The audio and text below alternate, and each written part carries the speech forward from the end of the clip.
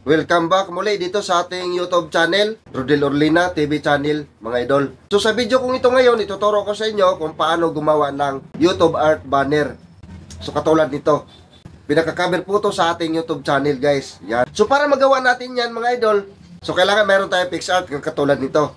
Kung wala pa kayo nito, punta lang kayo sa Play Store, then i-install nyo lang. Ito pa, kailangan meron tayong YouTube template banner, guys, na katulad nito. So para magkaroon tayo ng ganito, punta lang tayo sa Google, i-type lang natin doon, YouTube Templates Art Banner. Then, i-hold lang natin to siya, tapos i-click lang natin yung download. So automatic mapunta na yun sa ating gallery, mga idol. Then kasunod, yung background na gusto natin. So punta ulit tayo doon sa Google, i-type lang natin plain background, PNG. So ganun din ang gagawin natin, i-hold lang natin siya, tapos i-click lang yung download. So automatic mapunta na yun doon sa ating gallery, mga idol. So, kaya natin ginagawa to, para maging buo yung ating YouTube banner, mga idol. So, kung di natin gamitan ng ganito, katapos maglagay tayo ng YouTube banner dun sa ating YouTube channel, putol siya, tingnan, mga idol. So, kung ikaw ba ay nagtanong kung paano gumawa, kung paano lagyan yung ating YouTube channel ng art banner, so tama ang video na napuntahan mo. Kaya, panoorin mo na itong video nito hanggang sa dulo, kasi dito ituturo ko step by step kung paano ko ito gawin. So, kung baguhan ka lang din dito sa aking YouTube channel, huwag kalimutan na mag-subscribe at i-click yung notification bell na sa ganun magiging updated pa kayo sa mga susunod ko pa na-upload ng video na katulad nito. So yun na, guys, di natin to patagalin pa. Proceed na tayo pagkatapos sa aking intro.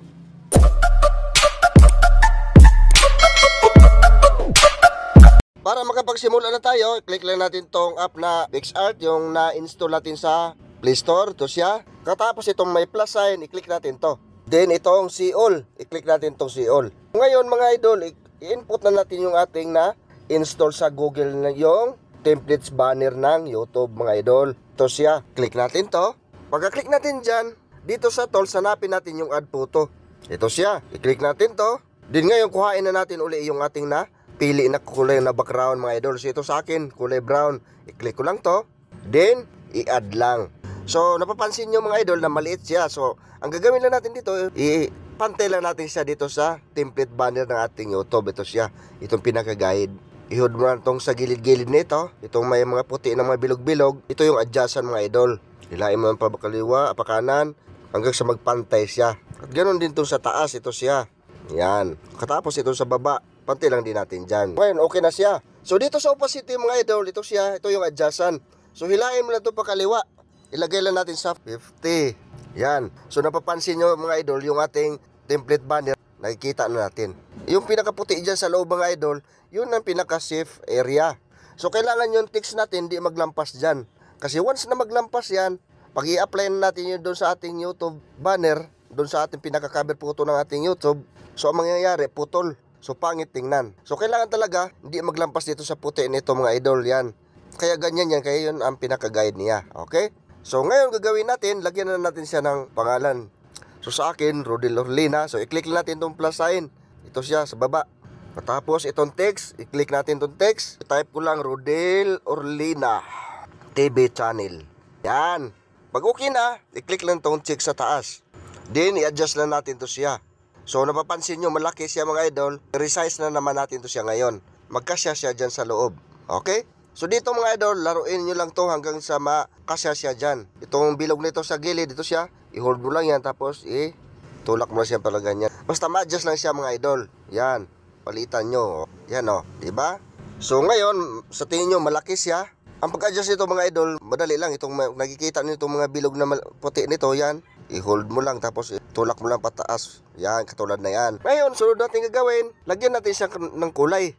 Kung anong gusto yung kulay. So, punta lang tayo dito sa color. Dito sa may tools. Ito siya. Click natin itong color. Then, itong parang rainbow. I-click natin to para makapili tayo ng magandang color. So, ito na siya. So, piliin natin itong kulay green. So, sa akin, kulay green nilagay ko. Katapos, itong square sa gitna, mga idol, ito yung adjustan. Kung gusto mong masyadong light yung pagka-green, so, ganyan na siya. Pero kung gusto mo i-dark, so, dito mo lang laruin, mga idol. Mag-dark yung green niya. So, halimbawa sa akin, dito, gusto ko siyang mag-dark ng konti. So, dito ko i-click sa part na ito. Oh, di ba? Nagkulay dark na siya. So, kung okay na, i-click ko lang itong check sa gilid. So, yan na siya, mga idol. Nagbago ng kulay niya. So, kung gusto niyo pang lagyan ng stroke yan, mga idol, balik tayo dito sa tools. Yan, click natin tong stroke niya. Ito siya. Ngayon, depende na naman dito mga idol kung anong gustong kulay ng stroke na ilagay nyo. So dami pagpipilian dito. So sa akin, ito lang kulay puti. I-click ko lang tong kulay puti.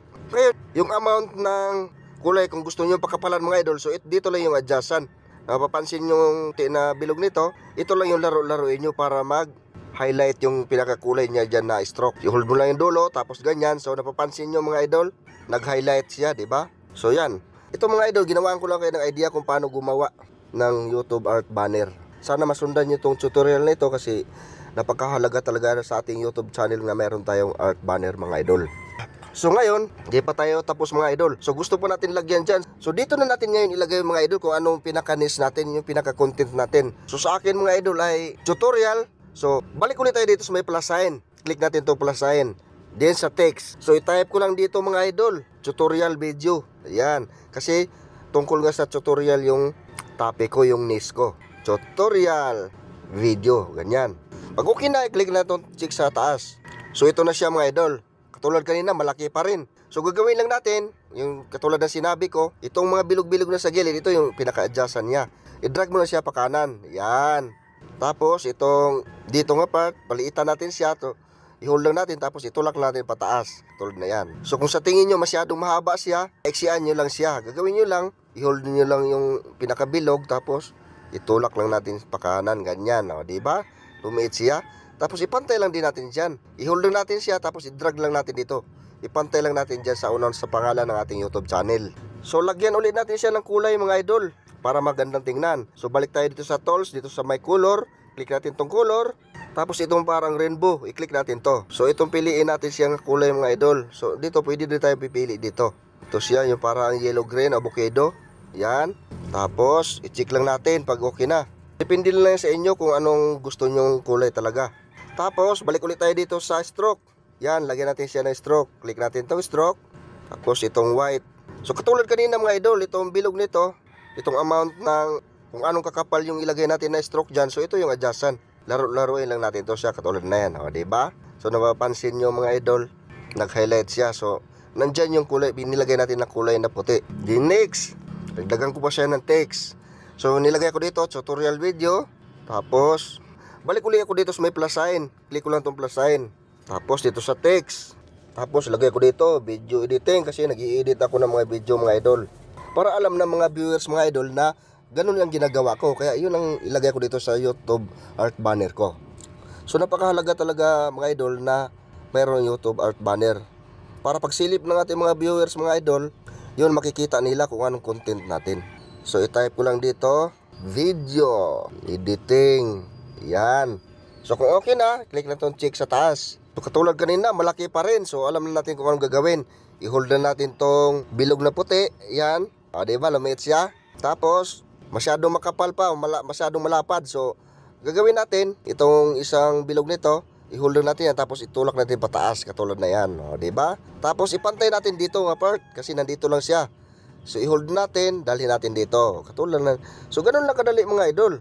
So kung napansin nyo dyan, masyado siyang mahaba. So pwedeng ipantay nyo rin dyan sa taas itong tutorial video na text natin nilagay dyan. Para mapantay siya, i-hold natin to. Yan, pag highlight niya, yung bilog nito na sa gilid, itong adjustan, itulak lang natin ng konti, pag ganyan. Tapos i-hold uli, ibalik natin dyan. So nasubraan yata pagpaiksi natin mga idol. So gagawin lang natin, basta ang adjustan itong mga bilog-bilog sa gilid. I-hold mo lang yan, tapos hilain lang natin pakaliwa, katulad na yan. Okay? So yan, ipantay lang natin siya mayos. Yan. So yan, okay na siya mga idol. So, sa tingin nyo, pantay na siya. Balik ulit tayo dito sa tools. Hanapin natin yung stroke mga idol. So okay na yan siya dyan. So nasa inyo na lang kung lagyan nyo pa siya ng kulay. Pero kung okay na yan siyang puti, wag lang din puros parehas ang kulay. Yung iba-iba naman para mas magandang tingnan mga idol. Ngayon, balik ulit tayo dito sa tools. So may plus sign kasi gusto ko pa siyang dagdagan ng text. So click lang itong text. Tapos lagay ko dito, tips and tutorial. Yan, pag okay na, i-click ko lang itong check sa gilid. So katulad ng dati, masyado siyang malaki. Gagawin lang natin dito, itong pinaka-bar niya, i-hold na natin to, tapos hilain natin papunta dito, diba? Tapos, itong bilog, yan, i-hold natin, tapos i-drag natin pa kanan, ganyan. Palitan natin, ganyan. So napapansin nyo mga idol, di talaga siya naglampas dyan. So yun, pinaka-guide natin, yung template or banner na yan, para makagawa tayo ng pinaka-cover sa ating cover photo ng ating YouTube channel. So ngayon, gusto natin lagyan ng kulay. Ito, punta ulit tayo dito sa tools, dito sa color. Ayan. Tapos, doon sa rainbow, click natin yan. Tapos dito sa green, click natin itong green. Tapos dito, kung gusto nyo lagyan ng pinaka-dark, basta laruin nyo lang. Kung halimbawa, dito kay sa blue, ito lang oh. So napapansin nyo dyan, itong tingnan nyo mga idol. Pag laruin ko to dito, mapapansin nyo dito pa iba-iba ang kulay. Katulad dito. Diba? Ganun lang yun pag pagganda ng mga kulay mga idol. So kung okay na yun siya, green ang pinili ko, yan, i-click ko lang tong check sa gilid. So ito na siya mga idol, yan. So balik ulit tayo dito sa stroke, yan, click natin ito stroke. Lagyan ulit natin siyang kulay puti. Tapos katulad kanina, itong adjustan nito, yan, gawin lang natin dyan din. Pakapalan natin siya para makita talaga. Ngayon okay na yun siya mga idol. Kita na nila kung ano ang pinaka main topic talaga natin, kasi nakalagay na dyan. So gagawin natin dito, balik tayo dito sa tools. Add photo tayo mga idol. Ito, click natin add photo kasi lagyan natin ng picture natin yan para makita talaga nila na tayo talaga yan. So ito siya, hinanda ko. Click ko lang to. Katapos, i-add lang ito sa taas. Click lang natin itong add. So ito na siya mga idol, yan. So gagawin natin ito, i-crop lang natin. So balik ulit tayo dito sa tools. I-click natin itong crop, ito siya. Then, ito nga part dito, ito siya, yan. I-hold na natin tapos itulak lang natin pataas ganyan. Ipantay lang natin dyan sa atong ano natin, sa inad natin na pinakalogo natin. Tapos ito siya. Yan, ganyan. So madali na lang to mga idol pa. Kayo na ang gumawa nito kung nasundan lang ang video kong ito. Yan, ganyan. Tapos ito nga side din. Ganyan lang. Yan, pag okay na siya, i-click lang itong check sa taas. So ito na siya mga idol, yan. Ang gagawin natin dito ngayon, i-adjust na naman natin to. So alam na natin kung paano i-adjust mga idol kasi itong mga bilog-bilog sa gilid, dito lang yung hawakan natin kung saan natin siya pwede pang i-adjust. Kung halimbawa ito siya sa gilid, so dito nga part natin i-adjust siya, ganyan. Ganyan lang dyan. Tapos kung ito, gusto natin siya i-pantay dyan sa taas, ganyan lang natin. So nagsubra pa natin ng isa mga idol, so burahin natin yan. Paano nga baburahin? So i-click lang natin yan, katulad na yan. Then i-click lang natin tong X sa gilid, mawawala na yan. So yan na. Ganun lang kadali mga idol. Tapos click ulit natin to kasi i-adjust pa natin. Yan. So lampas siya sa taas. So gagawin natin, ito rin sa taas na bilog yung i-hold natin para magpantay sa baba. Yan, i-adjust natin dyan. Then sa tingin niyo okay na siya dyan, nasa inyo lang kung papagandahin nyo pa yan. So sa akin mga idol, papagandahin ko pa. So balik ulit tayo dito sa may plus sign, dito sa tools. Click natin itong plus sign. Tapos balik tayo dito sa add photo. Ito siya. Click natin to add photo. Tapos kuhain ko na yung aking na install din mga idol doon sa Google na itong logo ng YouTube. Ito siya. Kasi lagyan ko siya ng ganyan. Tapos i-add lang. So ito na siya mga idol. Yan. So paliitan lang din natin siya hanggang sa magpantay man lang. Ayan. Kahit dyan okay na siya ganyan. So ngayon, i-check natin. Para sa akin mga idol, okay na siya. So i-check natin to siya. So gagawin lang natin dito. Balik tayo dito sa opacity. Yung opacity mga idol, ilagay na natin to siya sa 100. Yan. Napapansin nyo mga idol. Yan. Yun ang nagawa natin ngayon. Kung okay na to siya mga idol, i-click lang natin tong check sa taas. Then, itong arrow na ito, i-click natin to. Pagkatapos, dito sa save as JPG, ito siya. I-click natin to. Then, itong save mga idol. I-click natin itong save. So, automatic, napunta na sa ating gallery mga idol. So, labas na tayo dito. Tingnan natin doon sa ating gallery. So, ito na siya mga idol. Yan. Yan ang ating ginawa ngayon. So, paano nga ba natin to ilagay sa ating YouTube channel? So, dito na naman tayo ngayon mga idol. Tapos na natin nagawa yung YouTube at banner natin.